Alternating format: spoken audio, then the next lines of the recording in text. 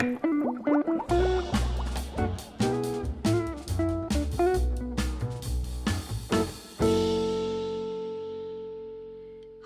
my name is Shana Dinaji, and today in this webinar, I'm asking, where are you from? The aim of this webinar is to focus on culture. As I'm sure you'll agree, culture is all around us in everything we see, hear, we do, and it plays a really important role in language teaching. And this is no different in the primary classroom. So in this webinar, we're going to be looking at a range of practical ideas to help raise more cultural awareness in the primary classroom. And we'll also be addressing some of the assessment rubrics and focusing on developing the 4 skills. So why culture? Well, cultural awareness, I think you'll agree, is really important. And also, it's universal. So no matter where you are, in which context you're teaching, if you're in a small school in the interior of the country or in a big school in the main city, culture plays an important role. Language is involved. We can't divorce culture from language. Targets. As we'll see in the session, there are certain assessment rubrics that need to be addressed, and we can bring those into the classroom by dealing with them through culture. Building cultural awareness brings unity to the classroom. Our classrooms these days are diverse places, multi-ethnic, multicultural, and I think it's important to raise that awareness and encourage children to be more accepting and more aware of differences in their own school community. It also enables us to recycle language, and we'll look at some practical ways of doing that. And finally, I think it is an engaging way of tackling the 4 skills and also some of those assessment rubrics that we need to focus on. It's important to motivate learners, and everybody likes to talk about themselves. And by talking about our culture, that's what we are doing. So let's think about, when you think about culture, what comes to mind? Identity is an example of that. So I'm going to give you just a few seconds to think about this. You may prefer to pause the webinar and give yourself a bit of time before looking at my list. But just think, what is culture to you? All right, so here are some ideas that I came up with, and I'm sure yours will be similar. So obviously it's our identity. I mean, our culture is who we are. We need to think about nationality or origin. Some people would say that that's the same thing, but others would argue that that is slightly different. So where you come from is not necessarily your nationality on your passport or whatever, but it can't be divorced from the culture. Customs. So, what is it that you're used to doing? In the UK, for example, children might be used to following a particular custom at Christmas or at Easter, whatever, which might be different to children in Portugal, for example, or in any other country. Art is another important thing. So when we think about different countries, we think about art. You often, you could show somebody a picture of a painting or something, and we'll see later on in a story that we're going to look at, certain images immediately make you think of certain countries and cultures. Food is a very important one. I mean, everyone talks about, Portuguese food or Chinese food or Italian food, etc. And with the food comes different cultures and different ways of habits. When do we eat our food? What do we eat? Why do we eat that food, etc. So that is really important. Clothing is another important one. If you live in a very cold country, if you live in a hot country, you're going to be used to wearing different clothes. A story that comes to mind here is when I visited Norway, it was, I think it was Easter time, and it was incredibly cold.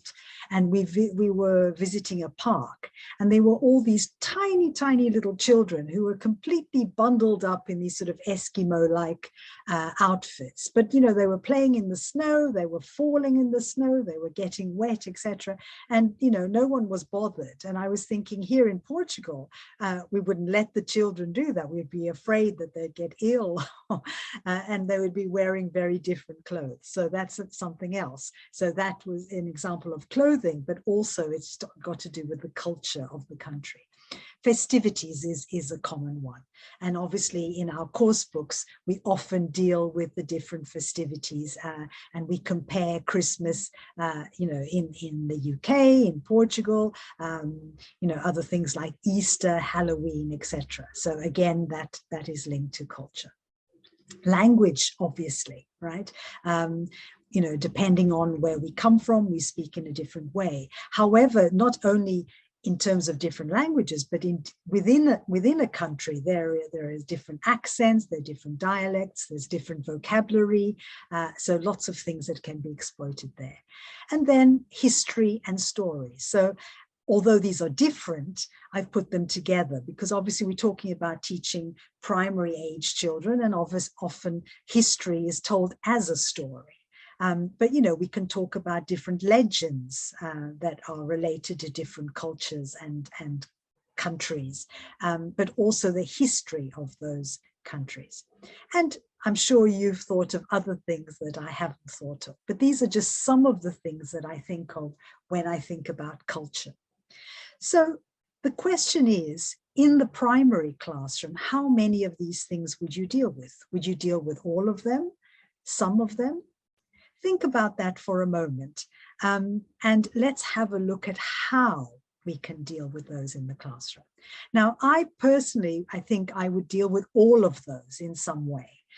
There's always a subtle way that we can bring, you know, different stories, different language, different, you know, stories about food, experiences we've had, etc., into the classroom. And we can do this in many different ways. So, for example, using songs, music, and rhyme. I'm sure you've done that many times. Stories, as I've already mentioned, and we're going to look at an example a little bit later. Also, just through vocabulary, looking at different lexical sets allows us to explore different aspects of culture. I'm calling it cultural bits. So often in a course book, you will have, you know, either a full page or half a page, or, you know, maybe just some images of things, you know, and how they are done in other countries. And it's a good way of exploiting these to focus on some aspect of culture. Video. You know, your course book may have some video. If not, you know, the internet is our friend here, and we can find many examples of, you know, different customs from different cultures that we can show the children. And it's a really good way of them experiencing these differences. And games. This is, again, something that we're going to look at a little bit later in the session with some practical ideas. Now, you may have thought of other ways that you deal with culture, sometimes just by talking about it, you know, by getting the children to describe something that they did at the weekend or whatever, and that often gives an opportunity for you to discuss some aspect of culture. So, as I said, we're going to sort of also touch on the assessment rubrics. So let's have a look at those. In your syllabuses, you have some assessment rubrics which focus specifically on developing intercultural competence. Now, I'm sure you are familiar with these, so have a look at this. I haven't done anything to them. They appear as they do for you. So just have a quick look and see which of these are focused on in the 3rd year and which are focused on in the 4th year of primary. So just take a minute to think about it. Once again, you may prefer to just pause the video here to give you a chance to think and then come back to it. All right, so I've highlighted here the ones that are particular to the 4th year. The things highlighted in blue are the ones that are focused on in the 4th year, as I was saying. And you can see that there are lots of similarities between the 3rd and the 4th. So things are repeated. So things like just identifying their own culture or their own self is repeated in both the 3rd and the 4th. So I'm going to be revisiting some of these later and in the practical activities that we look at. Okay, so let's have a look at some of those, and I'll be talking through some things. You may want to make notes. Once again, as I said, you might prefer at times to pause the video. So the things that we're going to be focusing on are these, all right? So the cultural bits that I mentioned earlier, the 4 skills, so reading, listening, speaking, and writing, and obviously vocabulary, which is something which is, we exploit a lot in the primary classroom. So let's get straight into it, and we'll start with what I've called the cultural bits. And in this case, I've chosen something which I think is very sort of important, an important difference, should I say, between sort of Anglo-Saxon culture and Portuguese culture. So in the UK, as you know, and in many English speaking countries, children wear uniform to school. Here in Portugal, it does happen in some schools, but in the majority of schools, children don't wear uniform, right? So I've chosen this as something that you could exploit in terms of discussing culture and discussing Anglo-Saxon culture. And in this particular instance, I've chosen it's a video from the BBC. There's a lovely program, if you're not familiar with it, which is called News Round. So it's news for the children.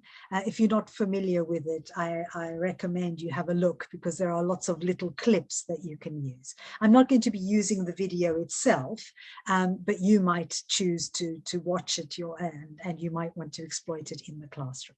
So this was a very interesting video, because it was about school uniform day. Now, as you know, children, the same happened in the UK, and it happened in Portugal and in many countries in the world.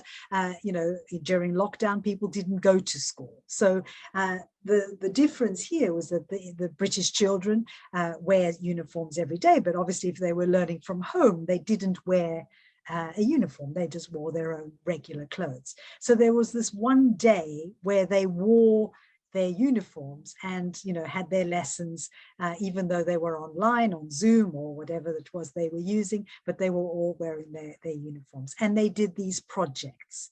And the video describes that. So I was thinking of how could you exploit that in the classroom here to focus on aspects of culture. So, these questions are quite sort of basic questions. Do you wear a school uniform? What color is it? What do you wear? Do you like it?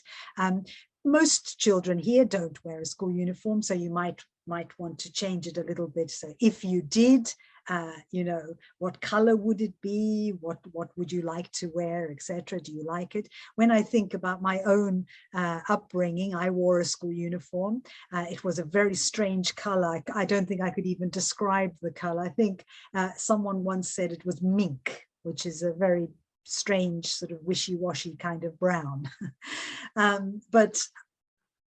And we wore a dress. Girls wore dresses, boys wore shirts, shirts and shorts, of course. Nowadays, it might be different. Maybe girls are allowed also to choose to wear trousers or shorts. Boys can wear a dress. There was a really interesting article a few years back about some boys who wanted to wear dresses, and they were sort of talking about being discriminated against because they weren't allowed to. Anyway, there's lots of interesting things online that you could find about this. So starting off with some sort of discussion about school uniforms, and then you could sort of talk about, language in particular. So we could brainstorm the clothes that the children wear, the colors, that they like or would like their uniforms to be if they don't wear them.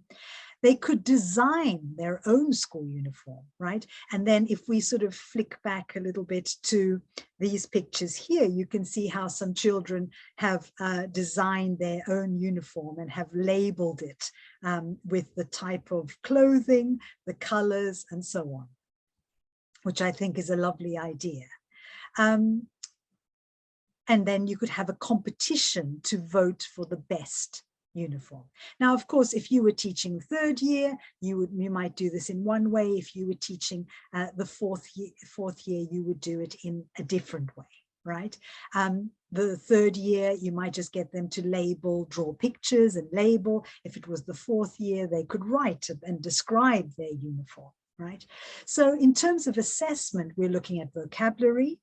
We're looking at identifying themselves, their self, and aspects of Anglo-Saxon culture, right? So these are just some of those rubrics that we saw earlier on.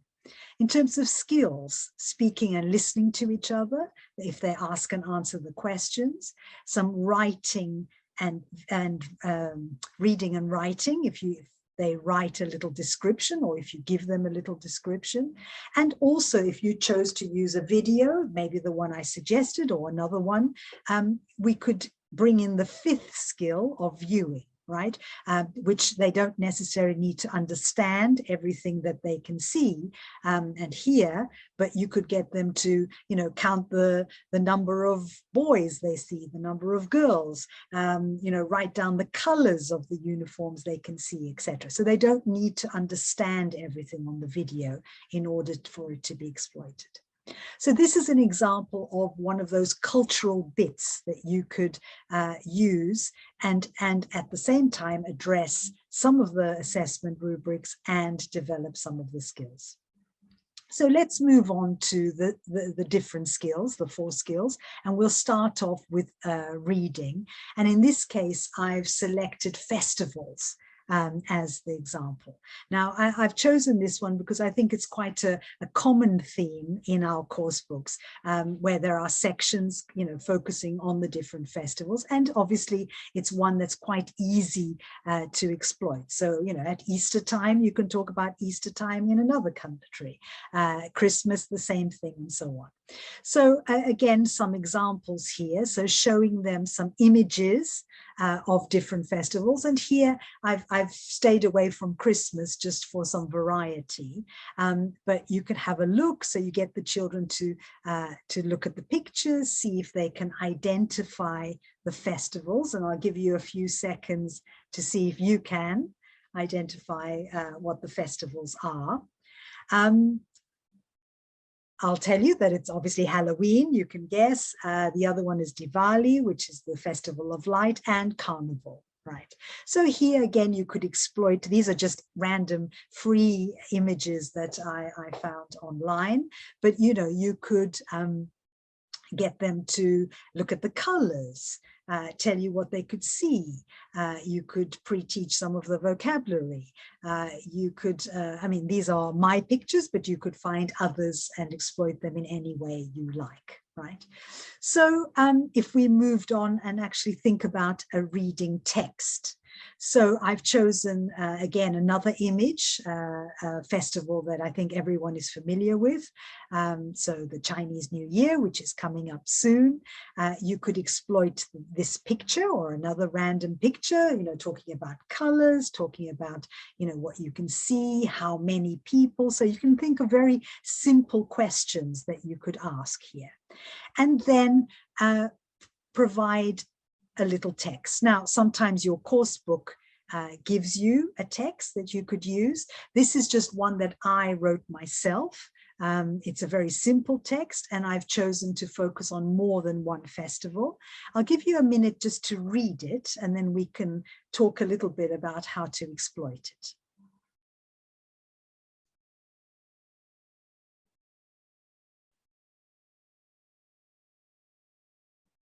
Right, so as I said, I've chosen 3 festivals that are perhaps less common in our course books, but might be of equal interest to our students. And here You could exploit it as you would exploit any other reading texts, so, use images to create interest in the text first, maybe pre-teaching some vocabulary, maybe some very simple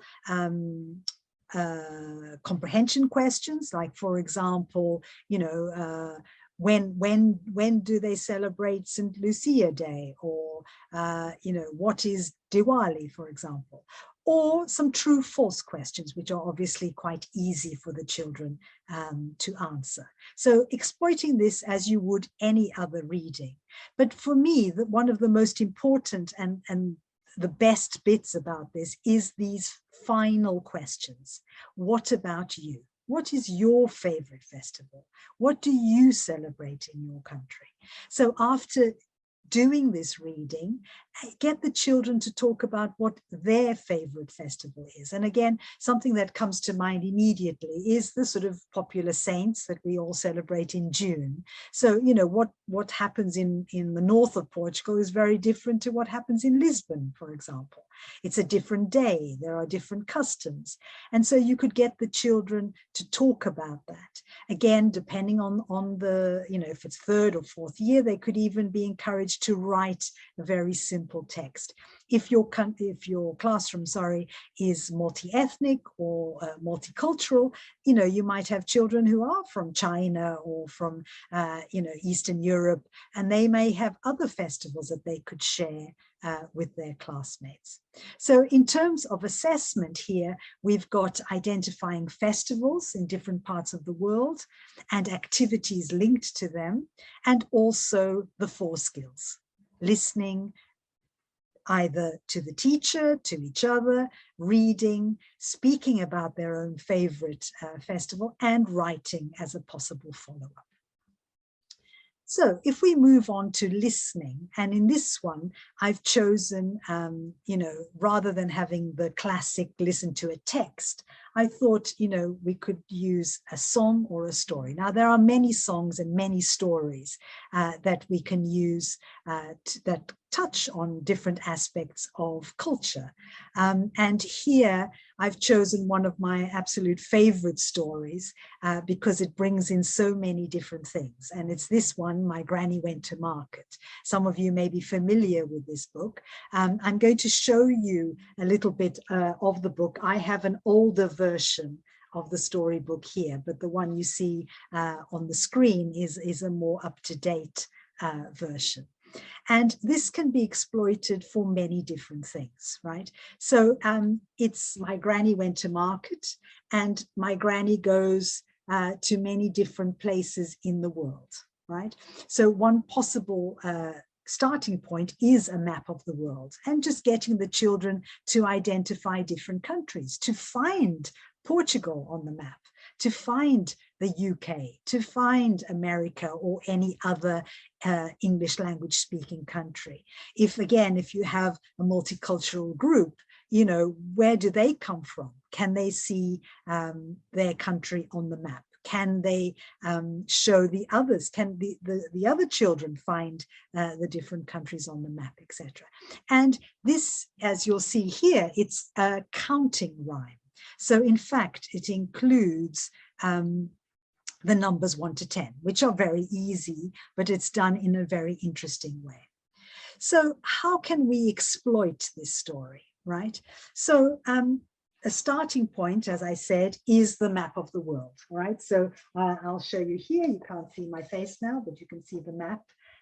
And it actually has the routes that my granny went on and to the different countries. So looking at the map, seeing how many countries the children can identify.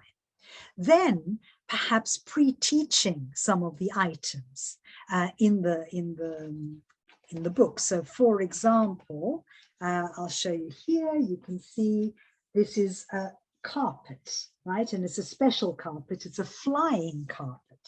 And then if we have another one here, if we have a look, what are those? Yeah, boomerangs, right? And so there are many different items which we associate with different countries. So you might want to use different pictures to pre-teach some of these words. Then, and I think this is a really interesting activity where you can get them to match the items to the country. It's a prediction task. So again, if I take this one, boomerangs, I'm sure you've all thought of the country already. That's right, Australia. And if I show you, let's have a look, something else. Oh, this one I'm sure you'll know. Okay, what country does that come from? From Russia, and so on, right? So you would give the children the images and the different countries. And here you might also want to include the flags of the different countries so that they could match them. In a way, this is a prediction task. Then you would need to give them some sort of worksheet that had the number, the item, and the country with the flag. And these would be mixed up. And then you get to tell the story. And as they listen, they're going to match the number with the item with the country, right? So it's a listening activity. And I'll read just one little bit for you so that you can see what the story sounds like. So, my granny went to market to buy a flying carpet. She bought the flying carpet from a man in Istanbul. It was trimmed with yellow tassels and made of knotted wool. Now, obviously, there's language here that the children don't know, but it doesn't matter. The important thing is that they see the picture, Istanbul, there's one carpet, and they're able to match those, right? And as you've predicted it, obviously, the story goes through, she then buys 2 things from Thailand, 3 things from Mexico, 4 things from China, etc., right? And as the children listen, they would be matching the different things. Something I really like in this story is that it's my granny that went to market. So, you know, an older person who is traveling around the world. And it's something, again, an aspect of culture that we could exploit here, you know, activities that older people do. And, you know, talk about, you know, what do their grannies do, etc., etc.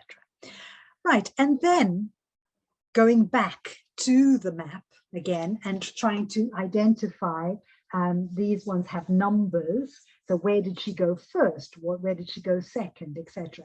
And an interesting activity would be getting the children to think of their favorite route. So would they have taken the same route as my granny did or not? Moving on then to them doing the same thing, the children doing the same thing, right? So they could choose 10 objects from Portugal, or again, if it's sort of multicultural, from different countries and different things. And they can make up their own little story, right? Obviously, they're not going to write rhymes, but they could have a map of the world. They select a map of the world or the map of Portugal. They select 10 places on the map. They could do a little bit of research. So, for example, the thing that comes to mind immediately is the Galo de Barcelos from Barcelos, presumably, you know, something that comes from Lisbon, something that comes from, you know, different places in Portugal. And, you know, as they visit the different places, first they buy 1, then they buy 2, etc. And they could create their own little trip. It could be, as I said, contained to Portugal or around the world. And I think that would make a really interesting project. So in terms of assessment here, we're dealing with lots of different things. Identifying countries and places on the map, identifying national flags, recognizing elements of their own culture. So, you know, things, objects, maybe traditional clothing, etc., from the different parts of the country. And in terms of skills, we have listening and speaking to each other and potentially writing. But it could be just simple sentences like, you know, the flying carpet comes from Turkey or whatever. All right. So it could be at sentence level, something very simple. All right. So that brings us then to speaking. And here I've chosen something, it's not a new idea by any means, but, a questionnaire, which I think is a really good way of getting the children to interact with each other and to talk about it. And to talk about culture. So, as we saw earlier when we looked at the assessment rubrics, we have, different things like food, weather, clothing, etc. So here I've chosen something that we all like, which is food. And in particular, I thought you could just focus on the idea of breakfast. So breakfast in different countries looks different. Here in Portugal, many children have a cake for breakfast. Sometimes they have cereal. I know that traditionally people say that the British people all have a cooked breakfast. We know that that's not true, but you can exploit that as well. So something as simple as this, right? A list of food items, and the children ask each other, do you have X for breakfast? Yes, I do. No, I don't. Sometimes. So a little mingling questionnaire. You could also adapt it to find someone who. So find someone who, eats chocolate for breakfast. Find someone who drinks milk for breakfast, etc. Right? So a simple idea could be adapted for clothing, hobbies, anything that you like. And in terms of addressing the assessment rubrics, we've got vocabulary related to food, which is one of the specific ones, and recognizing again elements of their own culture. So, do they sit down for breakfast? Do they eat breakfast with their families? Do they have a big breakfast, a small breakfast? How important is breakfast in their culture, and so on? And again, we have the skills, speaking and listening to each other, and vocabulary.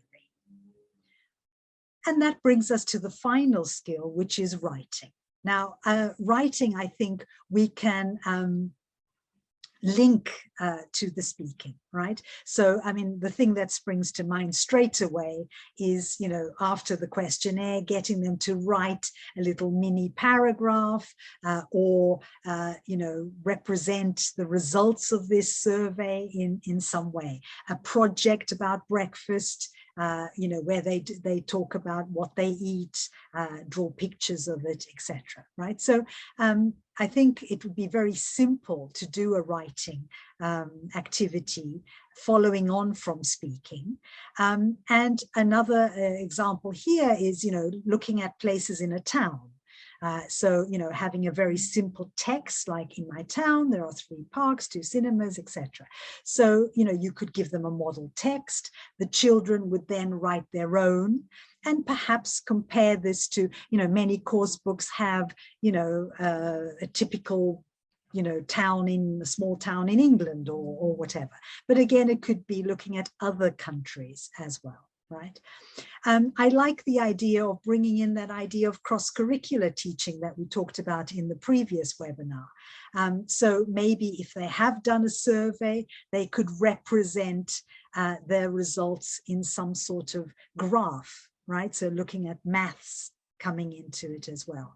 How many children do this? How many children do that, etc. So there are many different ways of collating the information from the speaking and then representing that in some sort of project. So in terms of assessment, we've got identifying places in their own community, recognizing basic characteristics of Anglo-Saxon culture. You could do this about the weather in different countries, the different seasons and so on. And finally, in terms of skills, I think, writing, obviously, could be reading as well, if they read each other's little paragraphs, and speaking and listening to each other. And that brings us to vocabulary. And here I've chosen to focus on activities and games. Now, we all play games in our classrooms all the time. And we do it through a variety of different types of games.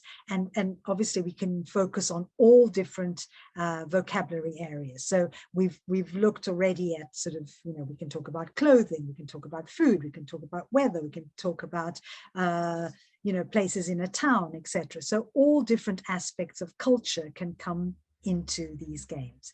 But I thought here it might be interesting to exploit different games and how they are different in different countries and different cultures. So if we take the classic noughts and crosses, so, you know, in the UK, it's noughts and crosses. In the US, it's tic-tac-toe. In Portuguese, it's jogo do galo.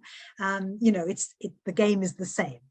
But then there are other games that are specific to different cultures. So there might be games that English children play that children in Portugal don't play, and vice versa. Or again, if you have a multi-ethnic, multicultural class, there might be games from other countries that the children play that other children are not aware of. So one that I like, and I remember from my own childhood, and I played with my own children, is I Spy with My Little Eye. So it's a very common game in the UK. So I spy with my little eye, something beginning with D. Can you see it on the screen? Dice, that's right. Or I could say I spy with my little eye something that is red. So it could be dice, it could be a teacup, etc. So this is a nice game which recycles lots of vocabulary. You can teach them a nice chunk of language, which is a sort of genuine and real use of language, but also it brings in the culture of games and how games are different in different cultures. And so I think this is something that could also be exploited. Another game which is quite common, I've got a little example here, Snakes and Ladders. So I think children play this in Portugal as well, but it's a very common and very popular game in the UK.